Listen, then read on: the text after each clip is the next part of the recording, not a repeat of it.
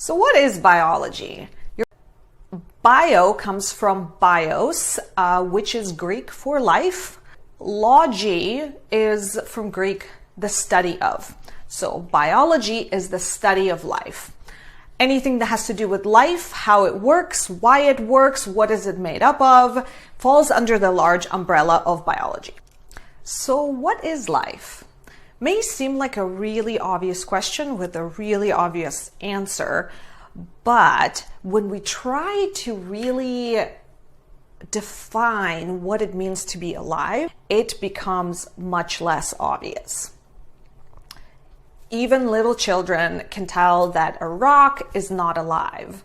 It doesn't move, it doesn't make noise, it doesn't have babies, it's not alive.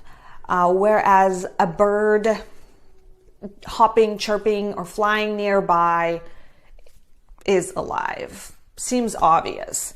We even know that something like a car, which seems to move on its own, is not alive, whereas a horse that can also be used for moving around is alive. But what about things that are less obvious, like the partially fuzzy brown stuff that seems to be stuck to a rock? Is that alive? Or a seed endlessly be laying there for months or even years? Is that alive? What about a virus? Are they alive? And that's when we realize that being alive is actually not a binary thing. It's not alive or dead, but it's actually a bit of a spectrum between being alive and dead. And in order to make it a little bit easier to talk about in the scientific world, we have come up, the scientists, with a few bullet points that define something as alive. So let's look at that. First thing is that things that are alive experience growth and development. That looks different depending on the living organism. Bacteria do not change their shape very much throughout their life, but their internal contents do undergo a change from when they are first born to when they duplicate. Here on this image, you see a little crocodile hatching. And of course, that is a very obvious birthing moment for this organism. Energy processing is something that happens to all living organisms. Here you see a bear getting some salmon out of a cold mountain stream. And in that way, he is taking the energy that is stored in the body of that fish in order to fuel himself and the work that needs to be done in order for him to stay alive. So the analogy is you need to put gas in a car in order for that to work and to move. And we as animals, humans or grizzly bears, we need to eat. We all know that if a living organism like an animal stops eating, so stops taking in energy, over time, that living organism will die, right? It's just not possible to be alive without a somewhat continuous energy processing, although that looks very different in different organisms. Next is regulation. Regulation is a process of keeping your body at a certain level of normal or homeostasis. So we need to maintain certain temperature, we need to maintain certain pH, we need to maintain certain balance of the different salts and all other ions and molecules in our body in order to stay alive. And that is true in bacteria animals, plants, fungi, whatever it is. In this image that you're seeing, it's a wild hare, like a rabbit, who has very large, very thin ears that have a lot of blood flow in there. And when the rabbit is really hot, he's able to spread out those ears and allow the heat from the blood to radiate through the thin skin and cool the body of the rabbit off. And you can probably relate to this. If you're really, really hot somewhere, you just want to really spread out and sprawl your body. Whereas when you're cold, you're kind of curling up into a fetal position in order to keep all that heat in. Okay, so we are regulating to keep ourselves within the bounds of what is necessary for our body to stay alive. So the processes for this regulation are very important for living organisms of all kinds. We also, as living organisms, all respond to our environment. So, in the Merchant of Venice, like if you stab me, do I not bleed? Right? So we respond to our environment in some way. Maybe the bleeding example was actually not the right one. I think there might have been a tickling also involved in that play. Was there tickling? And when we tickle, we respond? Still probably not a great example. Okay, if you accidentally touch something that's really hot, you will have a reflex to remove your hand or whatever body part that touched it really quickly from this hot stimulus, right?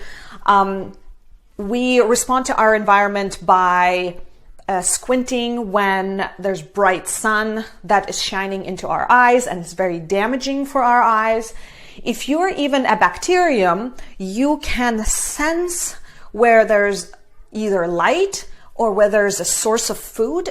They will move toward that food particle, or they'll move toward a light or away from it, depending on what kind of an organism they are. So an ability to respond to our environment. And in this example, we have a cool one.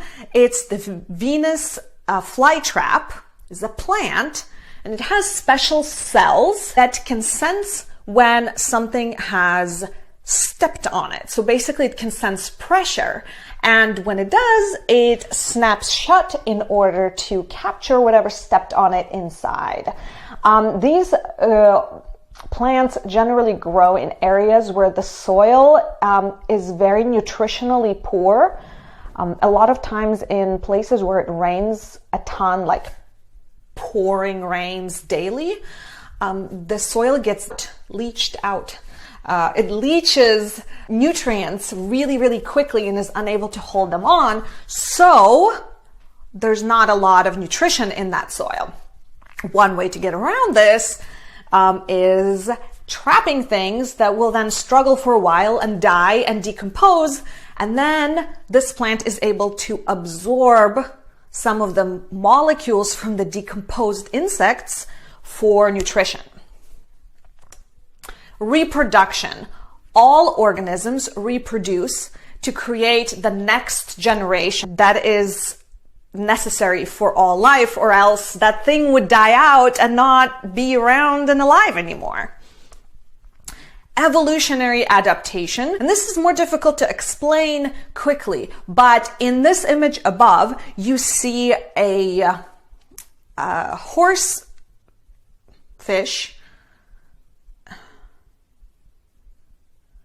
Horsefish? That's not right. Seahorse. Okay, I could not remember the word. You see a seahorse that is camouflaged around in front of its background in order to hide from predators. And that's something that came about over time as this organism was adopting to live in a certain environment.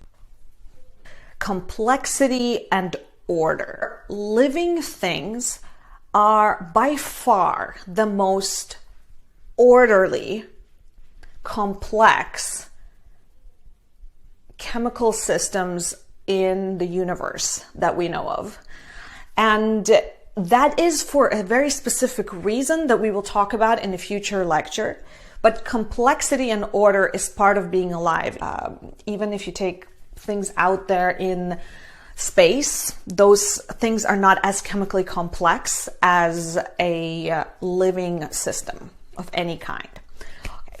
But the crowning jewel of all of the definitions of what it means to be alive, and this was very, very long debated among scientists over the last couple of centuries, but the working definition that we have now is that all living things have to be made up of one or more cells. So even though all the previous sub-bullet points that I've mentioned that are important to remember for your test and quiz, they're all very important, but they vary somewhat depending on the living thing that we're talking about. Whereas this is a very straightforward way to know if something is alive or not. So if the thing is made up of at least one cell, then it is considered to be alive.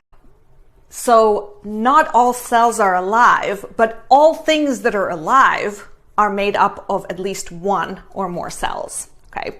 And the reason why that very straightforward definition became useful and necessary is because as scientists were learning more and more about what's out there, we learned about a little thing called viruses.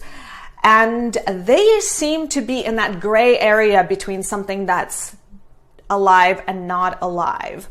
When viruses are outside of cells, they're definitely dead. They're just molecules, a collection of molecules. They kind of don't do anything like a rock. But when a virus is inside of a particular cell, then it definitely acts like it's alive and has a large impact on the organism that it is inside of. So, scientists came up with this definition where a cell or something made up of multiple cells is considered alive, but anything that is less than a cell, which is a virus or molecules, even if they're really large, are not considered to be alive. And I can answer more questions about this as they come up because viruses are really important and they are really interesting. So all of these characteristics of living things are very important and they apply to all living things to some degree, to some extent, depending on what organism we're talking about. But the number one qualification of something being alive is whether it is made up of at least one cell. Okay, so make sure that you remember this because it will definitely be on a quiz or on an exam or both. One more important, I guess that's two. So one more very important point about things being alive or not alive. Okay, so let's lay out the structure of the universe, so to speak, in front of us here. And we will start from the tiniest things that have their own identity, and that is atoms. Everything in the universe, whether it's alive or not alive, doesn't matter. Anything and everything is made up of atoms. There are several different kinds of atoms, and you can see that variety or the types of atoms on the periodic table. It names all the different varieties of atoms. Okay, and each atom has its own characteristic. We move on to the next section, that is molecules. Molecules is when you take two or more atoms and connect them together. And by you, it's the universe, nature does it, right? We are not generally doing that except for in very special laboratories. So atoms can be joined in almost endless ways to create kind of clumps of atoms. And the interesting thing is that molecules have very different characteristics than the atoms that make them up. So even if you have two hydrogens connected together in pairs, and now let's say we've got pairs of hydrogens floating around, they have very different characteristics than individual hydrogens would have theoretically. Okay, so as we combine different atoms, we create totally different characteristics. Now these molecules, which are combinations of atoms, have a different way of interacting with light. They have a different reaction when combined with water or a different molecule than the atoms did.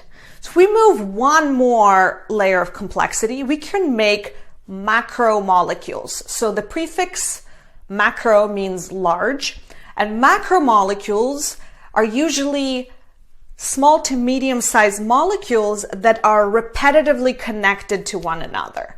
So take a small to medium molecule and then clone it thousands of times, connect all those clones into a chain, and then you have a macromolecule. And as my pattern here would hold up, even though the macromolecules are made up of these repeating units of small molecules, they have a unique characteristic. So a macromolecule will interact differently, freeze at a different temperature, combine differently with water than the smaller molecules, even if they're the ones who build up the macromolecule. So at every level of organization here, as we make bigger and more complex things, they have unique characteristics. Eventually, you can combine different kinds of molecules and macromolecules in order to create organelles. Organelles are a cute word for little organs inside of a cell. So they are components of a cell. And they're similar in organisms. So most animals have the same organelles as other animals.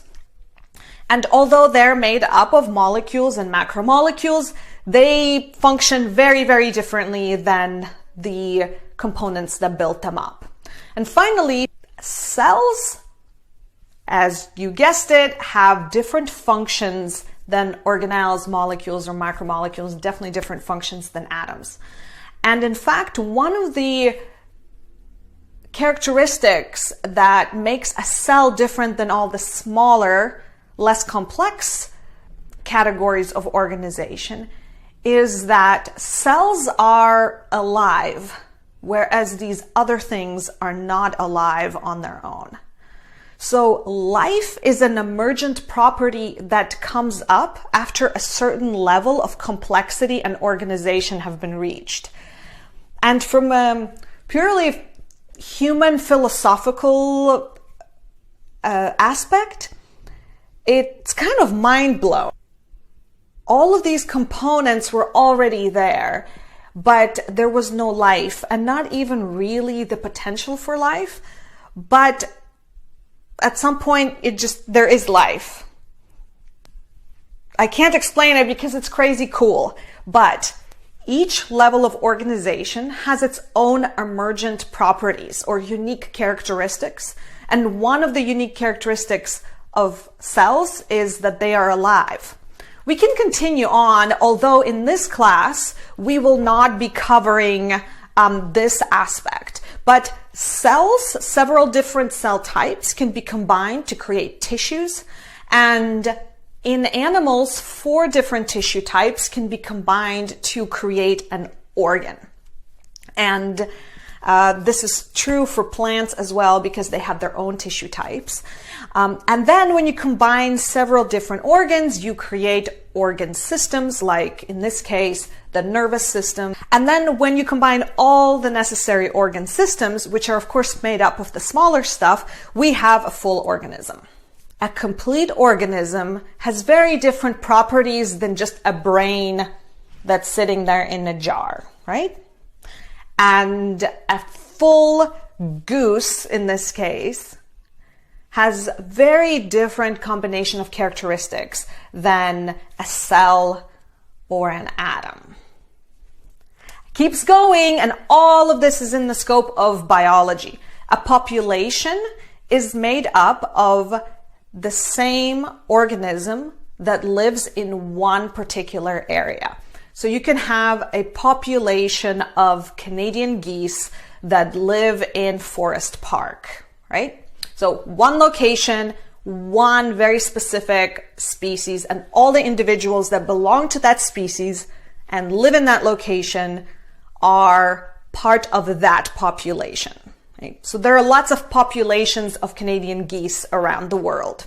Okay. The next is a species. Species is all organisms the same type everywhere in the world. So all Canadian geese everywhere are part of the same species. I guess I should clarify here. Canadian geese is not like geese that are from Canada, but Canadian geese is an actual name of the species, right? Finally, community. Community is all the living organisms in a particular area. So if we're talking about Portland's Forest Park, then the geese and all the other kinds of birds, all of the insects, all the other animals, all plants, fungus, bacteria, all the living things in that particular area, as can be defined by a scientist that's studying the area, they are all part of the Forest Park community. And I think we can include ourselves as humans in that community as well. Ecosystem is all of the living and non-living elements in one location. So if we're talking about Forest Park in Portland, it'll be all the animals, all the plants, all the fungus, all the bacteria, as well as the air, the water, and the soil in that particular location. And finally, the biosphere is all of the areas